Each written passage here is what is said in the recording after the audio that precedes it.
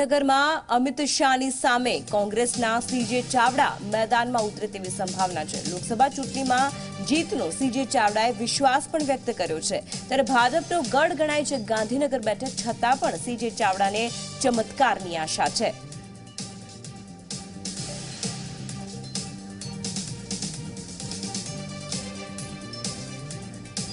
तो आ विषय पर વધુ વાતચીત કરવા માટે ગૌરવ પટેલ અમારા સંવાદદાતા જોડાઈ રહ્યા છે। જે ગૌરવ, જે પ્રકારે પહેલેથી જે ચર્ચા છે કે ગાંધીનગર એ ભાજપનો ગઢ ગણાય છે, એમાં પણ રાષ્ટ્રીય અધ્યક્ષ અમિત શાહનું નામ હવે સત્તાવાર રીતે જાહેર થઈ ચૂક્યું છે, છતાં એટલે તેની સામે આમ જોવા જઈએ તો શક્યતા ખૂબ જ ઓછી છે કોંગ્રેસના જીતવાની, છતાં પણ સીજે ચાવડાને ચમત્કારની આશા છે। શું કહેશો?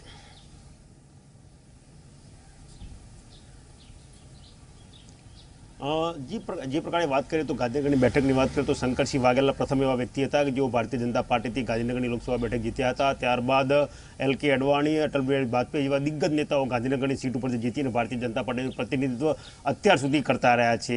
અડવાણીને રિપ્લેસ કરીને એટલે કહી શકાય કે અડવાણીનું પત્તું કાપીને સીધી રીતે અમિત શાહે ગાંધીનગર બેઠક ઉપર પોતાનું નામ જાહેર કરાવ્યું અને એ બાદ કોંગ્રેસના જે દિગ્ગજ નેતા છે કહેવાય છે સીજે ચાવડા, તેમની સામે સીધી ટક્કર થવાની છે। જે પ્રકારે આ અર્બન વિસ્તારની બેઠક કહેવાય છે તેમાં ભારતીય જનતા પાર્ટીનો ગઢ હોય નિશ્ચિત છે। ઘાટલોડિયા, સાબરમતી, વેજલપુર અને નારણપુરા જે બેઠક છે તેમાં કોંગ્રેસનું જનાધાર ખૂબ જ નહિવત છે। કહી શકાય કે ગાંધીનગર ઉત્તર, કલોલ અને સાણંદ જેવો વિસ્તાર ખરો ત્યાં કોંગ્રેસનું જનાધાર જોવા મળે, ત્યારે ખૂબ જ કાટેકી ટક્કરની વાત ચાલે છે। પણ એક તરફ એવું પણ થાય છે કે જે 6 ટર્મથી ભારતીય જનતા પાર્ટી જીતી છે એ જોતાં એક તરફું ચૂંટણી થાય તેવી શક્યતા છે। શું માનવું છે કોંગ્રેસના સંભવિત ઉમેદવાર કે જે સૌથી આગળ ચાલે છે, જેમના નામ પર માત્ર ઔપચારિકતા જાહેરાતની બાકી છે, તેવા સીજે ચાવડા જોડે વાત કરીશું। ચાવડા સાહેબ, ગાંધીનગર બેઠક અમિત શાહ જેવા દિગ્ગજ નેતા સામે સીધી ટક્કર તમારી કઈ રીતે જુઓ છો ટક્કરને? અમિત શાહ સામે ટક્કર છે એના કરતાં કોંગ્રેસ અને ભારતીય જનતા પક્ષ વચ્ચે ટક્કર છે એમ કહેવું વધારે ઉચિત ગણાશે, એટલા માટે કે અત્યારે દેશની લોકસભાની ચૂંટણી છે અને લોકસભાની ચૂંટણી હોય ત્યારે કોંગ્રેસ અને ભાજપ સાથેની લડાઈ હોય છે। ગુજરાતમાં અત્યારે ભારતીય જનતા પક્ષની સામે કોંગ્રેસે ખૂબ સારો દેખાવ કરેલો છે અને હમણાં જ જન વિકલ્પ રેલી તમે જોઈએ છે, જનસંકલ્પ રેલીમાં લાખો લોકો ઉપસ્થિત રહ્યા હતા અને ખેડૂત વિરોધી આ સરકાર, કર્મચારી વિરોધી આ સરકાર અને નાના મોટા વેપારીઓ વિરોધી આ સરકાર, મહિલા વિરોધી આ સરકાર, શેડ્યુલ કાસ્ટ, શેડ્યુલ ટ્રાઇબ અને ઓબીસી એના વિરોધની આ સરકાર, એવો જે માહોલ આખા ગુજરાતમાં ઊભો થયો છે એના કારણે કોંગ્રેસની વિચારધારાવાળા ઉમેદવારોને હંમેશા મત મળશે એવું ચોક્કસપણે માનું છું। અને જો ભારતના રાષ્ટ્રીય અધ્યક્ષ હોય ભારતીય જનતા પક્ષના અને 26 બેઠકો જો ભારતીય જનતા પક્ષ જીતવાની હોય એવો દાવો કરતા હોય તો એમને ગાંધીનગર શહેરી વિસ્તારની જે સેફ સીટ એમની ગણાય છે ભાજપની, ત્યાં શું કામ લડવું જોઈએ? એમને જેમ અમે ચેલેન્જ કરી રહ્યા છીએ એમ બીજે જેને ચેલેન્જ કરવી જોઈએ, પરંતુ વાસ્તવમાં ભારતીય જનતા પક્ષની નાવ હાલક ડોલક છે અને ગુજરાતની સમગ્ર દેશમાં એનડીએના અને ભાજપના લોકોને પ્રજા જાકારો આપવાની છે। ત્યારે મારી સામે અમિત શાહ સાહેબ હોય કે કોઈ પણ હોય, અમે લડી લેવાના છીએ। ચાલો, એક મહત્વનો સવાલ એ થાય, તમે પોતે જાણો છો, ઘણા વર્ષોથી રાજકારણમાં છો, છેલ્લી 6 ટર્મથી એક હતું શાસન ભારતીય જનતા પાર્ટીનું। ગત વર્ષની લીડની વાત કરીએ તો 4,83,000ની ગત વર્ષે લોકસભામાં લીડ હતી। આવડી અઘરી સીટ શા માટે સીજે ચાવડાએ ગાંધીનગર પસંદ કર્યું? તમે જોતા હશો કે 2014ની લોકસભાની ચૂંટણી વખતે હું ચોક્કસપણે માનું છું કે આ વિસ્તારમાં 4,80,000 મતોથી અમે હાર્યા હતા, પરંતુ જ્યારે વિધાનસભાની ચૂંટણીઓ થઈ ત્યારે અને ભારતીય જનતા પક્ષ એની ઊંચાઈ ઉપર હતો ત્યારે 2017ની વિધાનસભાની ચૂંટણીઓમાં આ 7 બેઠકો પર અમે સરસાઈ કાપીને 2 લાખથી ઓછી લાવી દીધી છે। અને એ પછી 1 વર્ષમાં અને છેલ્લા 5 વર્ષમાં એનડીએની સરકારે જે કામો નથી કર્યા એનાથી પ્રજા ત્રાહિમામ છે।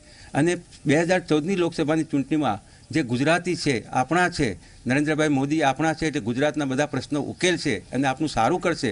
15 લાખ આપણા ખાતામાં જમા થઈ જશે, ખૂબ સારું, મોંઘવારી ઘટી જશે, પેટ્રોલ ડીઝલના ભાવ ઘટી જશે, ડોલર ઘટી જશે। આવી જે વાતો કરીને અને લોકોને પ્રોમિસીસ કરીને એનડીએની સરકાર બનાવી હતી એ હવે ગુજરાતની પ્રજા સમજી ગઈ છે કે આપણો હોવા છતાં આપણને ડૂબાડ્યા છે, આપણા હોવા છતાં આપણા લોકોને હેરાસ કર્યા છે, પરેશાન કર્યા છે, ત્રસ્ત કર્યા છે, એક પણ પ્રશ્ન ઉકેલો નથી। ગુજરાતનો એક પણ પ્રશ્ન સંસદમાં અમિતભાઈ શાહ હોય કે બીજા હોય એમને કોઈ રજૂ કર્યો નથી। એટલે પ્રજાએ સ્વીકાર્યું છે અને નક્કી કર્યું છે કે જેમ રાજસ્થાન, મધ્યપ્રદેશ અને છત્તીસગઢમાં ચેન્જ લાવ્યા, પરિવર્તન લાવ્યા, એમ ગુજરાતમાં પણ પરિવર્તન લાવીને કોંગ્રેસની સાથે લોકો રહેવાના છે। ત્યારે મને ચોક્કસ વિશ્વાસ છે કે આ ગાંધીનગર લોકસભાની બેઠક અમે જીતીને બતાવશું। ચાલો સાહેબ, બીજો સવાલ એ પણ થાય કે ગાંધીનગર ઉત્તર, કલોલ અને તમારી વિજય થયેલી જે સીટ છે ધારાસભ્ય તરીકે, સાણંદમાં તમે સારી ટક્કર આપી હતી, પણ શહેરી વિસ્તારની વાત કરીએ તો વેજલપુર, સાબરમતી, નારણપુરા અને ઘાટલોડિયા કે જ્યાં લીડ 25,000થી વધારે, ઘાટલોડિયાની એકમાત્ર લીડ 1,17,000થી વધારે છે, તો આ કઈ રીતે રણનીતિ રહેશે શહેરી વિસ્તારમાં તમારી? આ વખતે કોંગ્રેસે પહેલેથી જ ખૂબ સારી શરૂઆત કરેલી છે ચૂંટણીલક્ષી, અને અમારા જનમિત્રો અને કોંગ્રેસ દ્વારા જે શક્તિ પ્રોજેક્ટ શરૂ કરવામાં આવ્યો છે એમાં શક્તિ પ્રોજેક્ટમાં લાખો યુવાન લોકો સભ્ય બન્યા છે, અને આ યુવાનોની બેરોજગારીના કારણે ખૂબ ત્રાહિમામ છે. કારણ કે નરેન્દ્રભાઈ મોદીની સરકારે અને નરેન્દ્રભાઈ મોદીએ એવી રજૂઆત અને લોકોને વાત કરી હતી ગુજરાતમાં અને દેશમાં કે અમારી સરકાર આવશે તો દર વર્ષે 2 કરોડ લોકોને અમે રોજગારી આપીશું. એટલે શહેરમાં વસતા લોકો બેરોજગાર છે, શહેરમાં વસતા લોકોને ખેતી નથી, પશુપાલન નથી, ફક્ત રોજગારી ઉપર પોતાનું જીવન ચલાવવાનું હોય છે, એ લોકો ત્રાહિમામ છે. અને રોજગારી તો છે નહીં, અને પોતાના દીકરા દીકરીઓને ભણાવવા માટે જે શિક્ષણ મોંઘું થયું છે એના કારણે તમે આ ભૂતકાળમાં ખૂબ લોકોની વાલીઓની રજૂઆતો જોઈએ છે. કોંગ્રેસની સરકાર હતી ત્યારે અમારા દીકરા દીકરીઓ ભણવા માટે ગામડાઓમાંથી શહેરમાં આવતા હતા. અત્યારે એનડીએની સરકારમાં છેલ્લા 5 વર્ષમાં એવી પરિસ્થિતિ ઊભી થઈ છે કે દીકરા દીકરીઓને ભણવા માટે લોકોને ગામડે લઈ જવા પડે છે, કારણ કે ભણાવી શકે એ પોઝિશન રહી નથી, રોજગારી છે નહીં, મહિલાઓની સુરક્ષા નથી.